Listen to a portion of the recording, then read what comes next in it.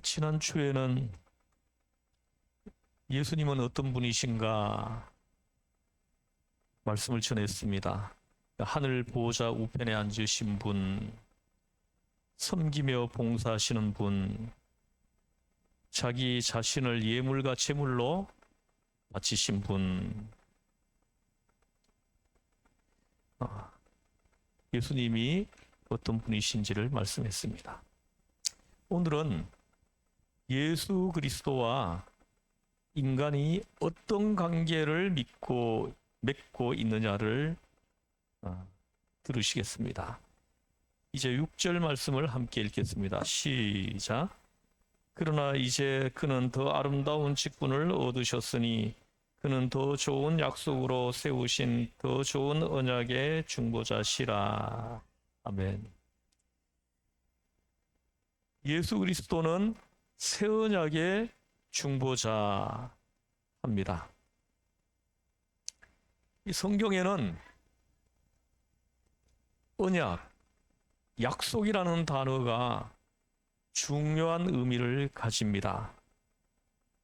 성경을 바이블이라고 하지만은 테스트먼트라고도 말을 합니다. 구약 성경을 올드 테스트먼트, 그리고 신약 성경을 뉴 테스트먼트, 즉 약속의 책이라는 것입니다. 이 성경은 약속의 책이라는 것입니다. 구약이 약속이라면 신약 성경은 성취입니다. 그러므로 하나님과 인간의 관계를 한마디로 말을 하면은 계약 관계입니다. 언약 관계입니다. 약속의 관계입니다. 하나님과 인간의 관계는 약속에서 출발을 했고 그 약속을 성취할 때 완성됩니다. 그렇다면 약속의 좀 더 깊은 뜻을 살펴보겠습니다. 사랑에는 여러분들이 잘 아시는 바와 같이 아가페와 에로스가 있습니다. 이 아가페, 에로스, 이 둘 다 사랑이지만 전혀 다른 의미의 뜻을 가지고 있는 사랑입니다. 마찬가지로 언약에도 다른 의미를 가진 두 개의 중요한 단어가 있습니다. 그 하나가 순데케라고 하고요. 또 하나는 디아데케라고 합니다. 여러분, 약속은 어떻게 이루어집니까? 동등한 입장에 서 있는 쌍방이 어떤 조건 안에서 서로 동의할 때 약속이 성립되죠. 이루어집니다. 그런데 만약 한쪽이 그 약속을 파기해버리면 어떤 현상이 일어납니까? 그 약속은 성취가 되지를 않습니다. 무효되어 버립니다. 어떤 젊은 남녀가 결혼 약속을 했습니다. 그런데 이 남자가 다른 애인이 생겼다고 하면서 일방적으로 약속을 파기를 선언했습니다. 여자가 신실하게 약속을 지키고자 하더라도 한쪽이 약속을 깨버렸기 때문에 그 약속은 이루어질 수가 없는 것입니다. 이것이 순데케입니다. 이 단어는 주로 결혼을 약속할 때 쓰는 단어이고 국가와 국가 간의 동맹에도 쓰여지는 단어입니다. 한쪽에서 파기해버리면 그 약속은 지킬 길이 없는 것입니다. 그러므로 이러한 약속의 배후에는 언제나 배신이 깔려 있는 것입니다. 분명히 약속을 했는데 일방적으로 파기되거나 어떤 조건이 충족되지 않아 배신을 하는 경우가 얼마나 많습니까? 만약 하나님과 인간의 약속이 이런 것이라면 얼마나 불안하겠습니까? 그런 순대케적인 약속이라고 한다면 얼마나 염려가 되겠습니까? 하나님이 혹시 마음이 변하면 어떻게 할까? 하나님이 나를 구원해 주시겠다고 해놓고 만약에 붙잡아 주시지 않으면 어떻게 할까? 또 내가 하나님을 철저히 믿겠다고 해놓고 내가 파기해버리면 나는 어떻게 되는 것일까?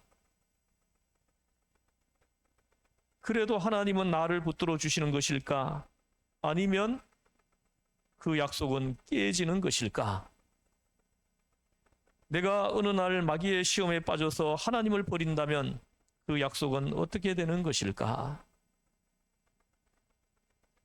그래서 성경은 디아데케라는 독특한 개념의 약속을 우리에게 말씀하십니다. 그것은 똑같은 조건에서 동등한 입장의 인간들끼리 계약하는 것이 아니라 절대 하나님과 인간이 서로 계약하는 것입니다. 하나님과 인간 사이의 약속은 인간과 인간이 하는 약속 개념을 훌쩍 뛰어넘는 그런 성격의 것입니다. 그것은 하나님이 일방적으로 하시는 약속입니다. 이게 디아데케예요. 나와 의논해서 나를 사랑하겠다고 하시거나 구원해 주시겠다고 하시는 것이 아닙니다. 하나님의 절대성과 하나님의 절대의와 하나님의 절대 주권에 의해서 그분이 일방적으로 우리에게 약속하신 것입니다. 이것이 디아데케입니다. 이러한 약속에는 타협이 문제가 되지 않습니다. 차원 높은 사랑의 약속인 것입니다. 순대케는 타협이 문제가 됩니다. 흥정할 수가 있습니다. 그러나 하나님의 약속은 타협이 문제가 아니라 내가 믿느냐 안 믿느냐, 이 성경 말씀을 하나님의 말씀으로 내가 수용하느냐 수용하지 않느냐, 받아들이느냐 받아들이지 않느냐, 이 문제인 것입니다. 그래서 디아데케라는 말은 유언장이라는 의미도 있습니다. 유언은 흥정할 수 있는 문제가 아니기 때문입니다. 유언을 받아들이느냐, 보십시오. 이 유언은 타협하는 것이 아니에요. 유언장을 그대로 받아들이느냐 안 받아들이느냐, 그것을 선택할 수 있을 뿐인 것입니다. 하나님의 약속이 이와 같은 것입니다. 예수 그리스도를 주로 영접하느냐, 구주로 믿고 시인하고 고백하느냐, 믿지 않느냐, 받아들이느냐 받아들이지 않느냐, 이 문제만 있는 것입니다. 하나님이 세우신 언약이므로 그것은 잘못될 수가 없으며 파기될 수도 없습니다. 비록 내가 그 약속을 파기했다 할지라도 하나님은 포기하지 않으십니다. 우리가 하나님을 멀리 떠났다 할지라도 하나님은 반드시 우리를 찾고야 마십니다. 하나님은 자기 백성을 반드시 모으시고야 마는 것입니다. 여기에 언약의 깊은 은혜가 있습니다. 우리가 은혜를 받고 예수를 믿고 구원받은 것은 바로 하나님의 약속의 이 언약의, 이 디아데케, 이 언약의 기초에 있습니다. 여러분, 이 언약의 주인공이 누구이십니까? 바로 예수 그리스도이십니다. 이 언약의 완성자가 누구이십니까? 예수 그리스도이십니다.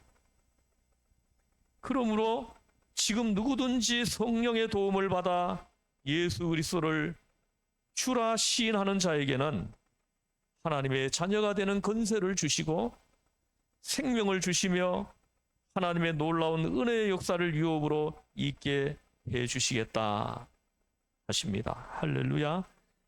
살든지 죽든지 병들든지 건강하든지 하나님의 이 은혜의 사슬, 이 약속의 사슬에서 헤어날 자가 없다는 것입니다. 이것이 바로 우리가 생각하고 싶은 언약, 새 언약의 중심 개념입니다. 그렇다면 여러분, 새 언약의 특성은 무엇일까요? 이 언약의 특성을 오늘 본문 7절에서 13절까지 해서 5가지로 설명을 하고 있습니다. 이 언약의 첫째 특성은 곧 예수 그리스도의 특성입니다. 7절, 8절 말씀을 함께 읽겠습니다. 시작.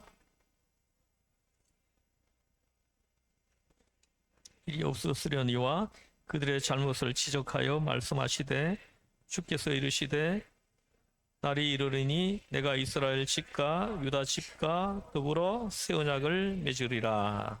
아멘. 여기 보십시오. 저 첫 언약이 무음하였더라면 둘째 것을 요구할 일이 없으려니와 하고 예레미야 31장의 내용을 인용하고 있습니다. 새 언약은 구약의 언약과 다르다는 이야기를 지금 하시는 겁니다. 이 새 언약의 개념은 히브리서를 기록한 저자가 새로 만들어낸 것이 아니라 성경의 개념입니다. 하나님이 주신 것입니다. 이미 예레미야 31장 31절에서 말씀하신 것입니다. 여기에서 새 언약의 새롭다, 이 말은 이 새롭다의 뜻을 바르게 알려면은 헬라어 두 단어를 우리가 이해해야 합니다. 헬라어에는 새롭다라는 뜻을 가진 단어로 네오스와 카이노스가 있습니다. 이 네오스는 보통 우리가 흔히 쓰는 의미로 시간이 지나면서 자연스럽게 새로워지는 것을 말합니다. 시간적인 새로움을 의미하는 것입니다. 반면에 카이노스는 질적인 변화를 의미하는 것입니다. 이 새 언약에서 새로움은 바로 이 질적인 변화를 뜻합니다. 그래서 여러분 보십시오. 예수님을 오래 믿는다고 새로워지는 것이 아니라는 걸 여러분 잘 알지 않습니까? 어떤 분은 보면은 30년 교회에 출석하면서 예배를 드렸는데도 30년 전에 모습하고 똑같거나 오히려 퇴보한 성도들이 있지 않습니까? 30년 전에 사용하던 그 언어를 그대로 쓰고 30년 전에 보이던 그 모습들, 이런 것들을 그대로 지니고 있는 거예요.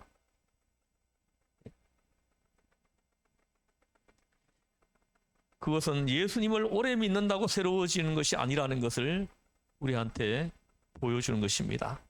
교회를 오래 다닌다고 믿음이 좋아지는 것이 아니라는 것입니다. 오늘 이 말씀은 본질적으로 변해야 한다는 것입니다. 물이 포도주로 바뀌어지는 것처럼 그렇게 바뀌어야 된다는 겁니다. 완전히 다른 사람이 되는 것입니다. 나의 본질이 변해야 하는 것입니다.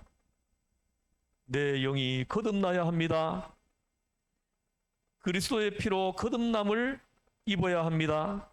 그래서 7절에서 첫 언약이 무음하였더라면 둘째 것을 요구할 일이 없었으려니와 라고 하면서 새 언약에 대해 말씀하시는 겁니다. 새 언약의 두 번째 특성은 8절에 나옵니다. 8절을 함께 읽어보겠습니다. 시작. 그들의 잘못을 지적하여 말씀하시되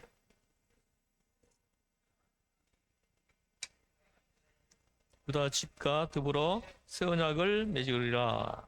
아멘.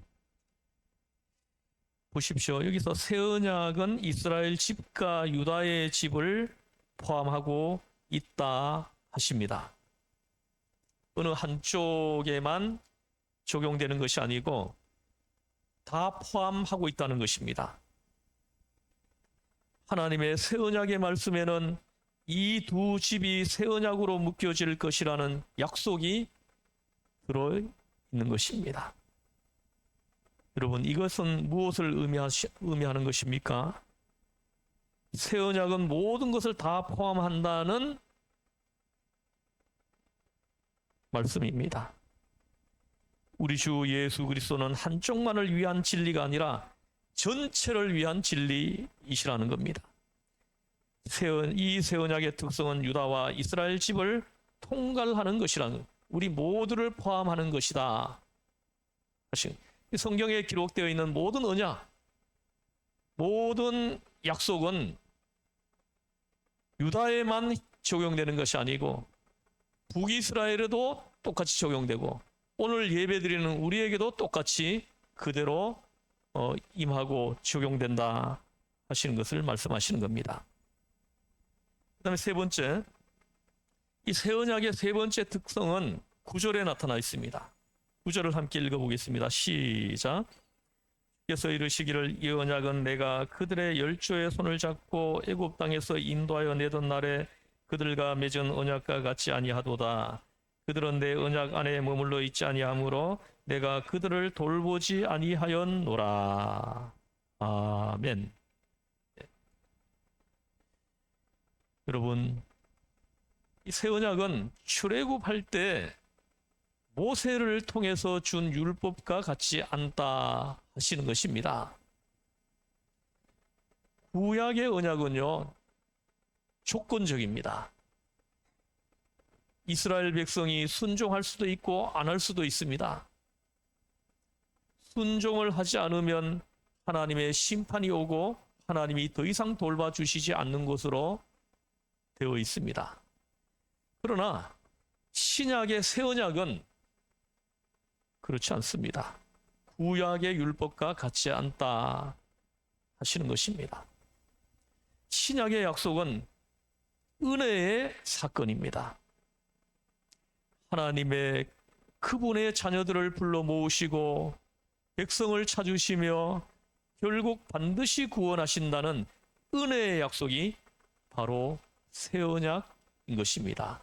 오늘 예배드리러 오는 여러분 모두에게 해당되는 말씀입니다. 그래서 우리는 도망가고 싶어도 도망가지 못하는 것입니다. 왜냐하면 우리의 배신보다 하나님의 사랑이 더 크기 때문입니다. 우리의 불신보다 하나님의 찾으시는 손길이 더 강력하기 때문이라는 것입니다. 하나님은 우리를 반드시 구원하시고야 마는 것입니다. 하나님의 열심이 우리를 삼키고 말 것입니다. 하나님의 놀라운 역사는 계속해서 영혼 구원으로 나타날 것입니다. 우리가 순종하지 않는다고 하나님의 역사가 멈추는 것이 아닙니다. 우리가 불순종하면 촛대를 다른 사람에게 옮길 뿐인 것입니다. 그분은 반드시 그분의 역사를, 새 언약의 역사를 이루시고야 말 것이기 때문인 것입니다. 새 언약의 네 번째 특성이 10절에 나타나 있습니다. 10절 말씀을 함께 읽겠습니다. 시작. 또 주께서 이르시되 그날 후에 내가 이스라엘 집과 맺은 언약은 이것이니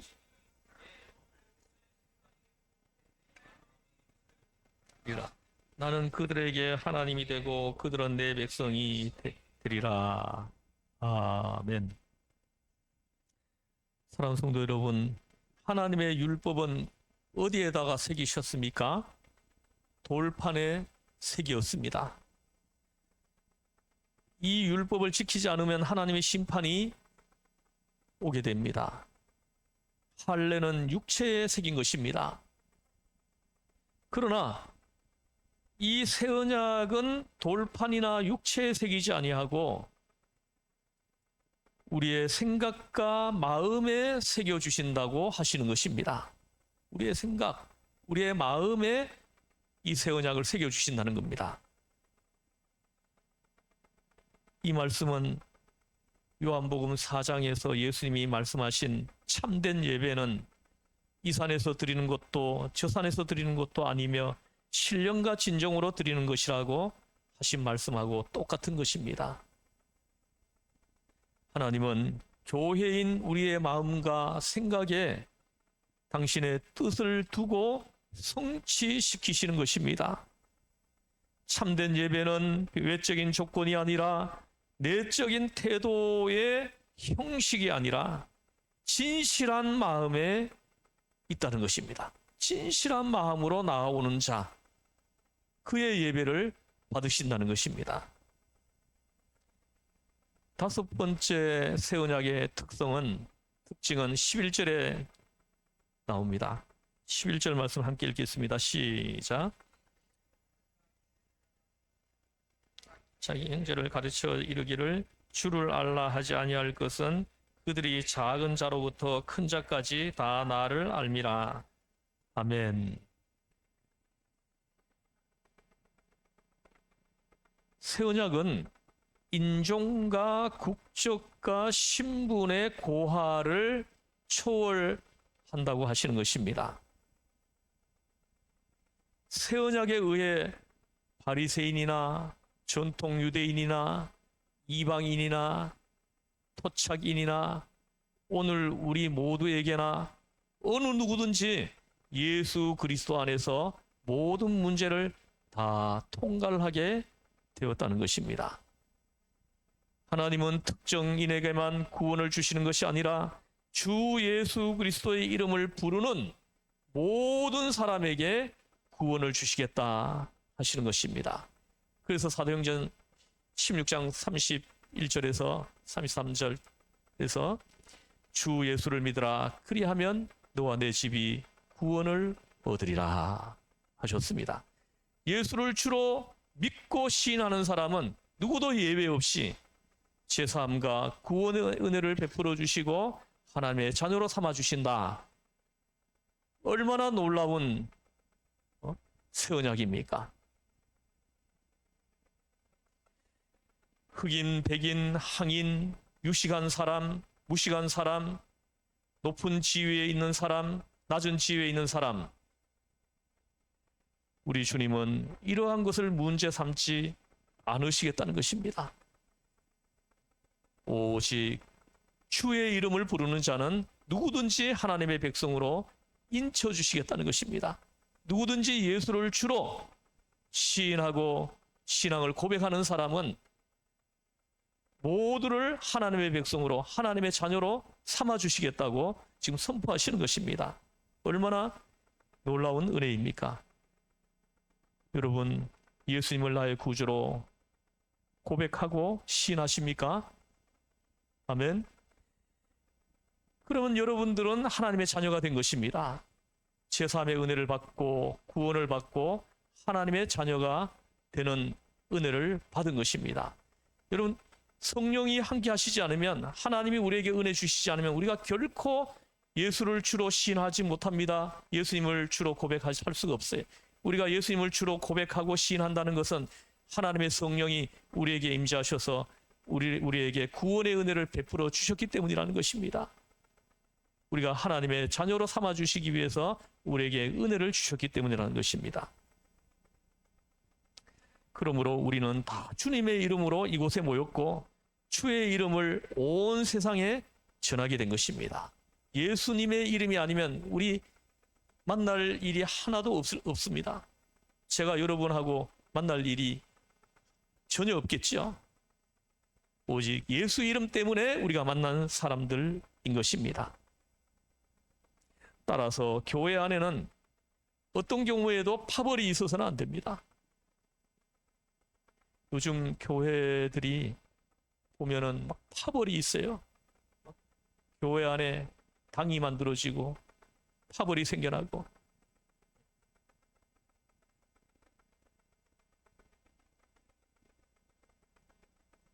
제가 목사라는 것이 이렇게 부끄러운 때가 없습니다.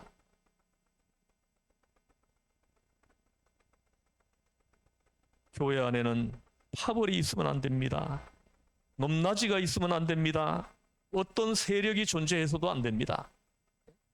교회 안에 보면 장로파, 또 목사파, 또 이렇게 해가지고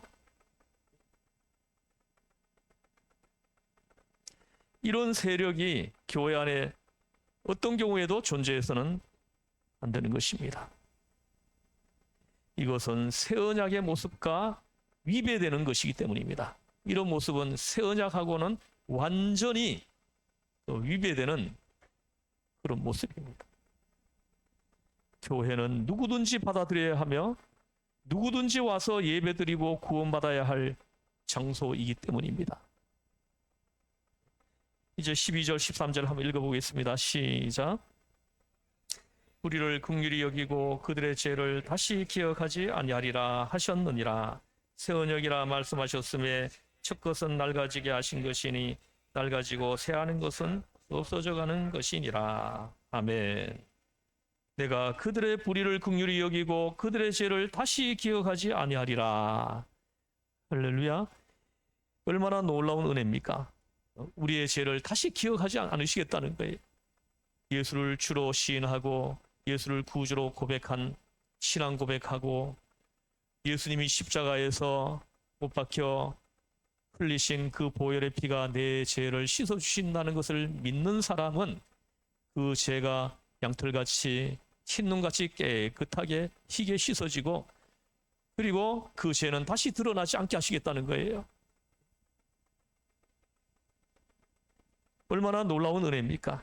만약에 우리 이 죄가 씻어지지 않는다면 우리가 어떻게 하나님 앞에 설 수 있겠습니까? 빛이신 하나님 앞에 우리가 설 수가 있겠습니까?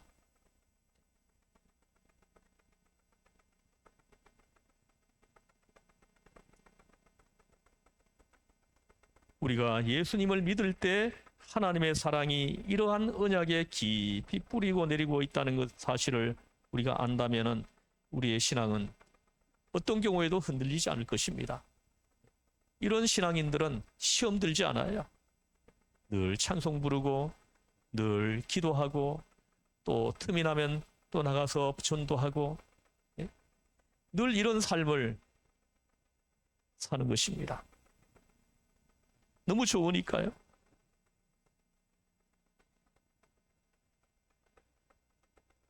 새 언약은 한 인간의 노력이 아니라 하나님의 긍휼이고 용서이며 사랑임을 말씀하시는 겁니다.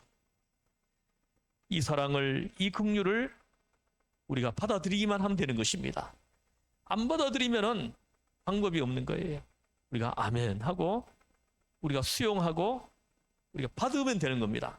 받으면 이 은혜가 우리에게 임한다고 지금 말씀하시는 겁니다. 사랑하는 성도 여러분, 이 새 언약의 기초에서 다시는 흔들리지 않는 신앙생활을 다 하시기를 바랍니다. 하나님의 약속이 얼마나 놀랍고 크고 변함없고 진실한 것인지를 깨닫고 여러분 안심하시기를 바랍니다. 예? 여러분이 받은 그 구원은 여러분 절대로 견고한 구원인 것입니다. 안심해도 되는 겁니다. 예수 이름으로 받은 구원은 안심해도 되는 것입니다. 이제 주 앞에 여러분 나오십시오. 죄를 고백하고 주님 앞에 나오십시오.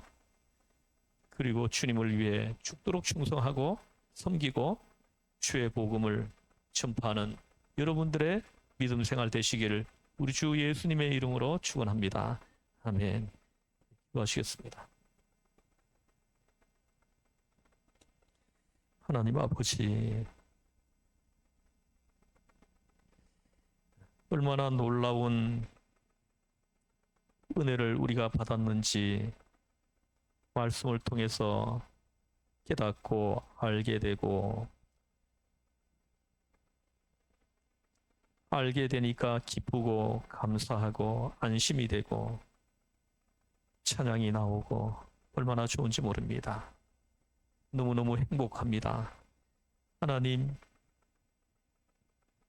구원받은 백성으로서 그 행복이 나에게 항상 풍성하게 해주시고 또 내 주변에 있는 사람들에게도 예수님을 전해서 그들도 행복해지도록 구원받아서 안심해지도록 구원받아서 너무 너무 좋다고 기뻐하고 찬양하는 이런 놀라운 은혜가 우리가 걸어가는 그 믿음의 길에 늘 따라 있게 하여 주시옵소서. 우리를 죄에서 구원하신 예수님의 이름으로 기도드리옵나이다. 아멘.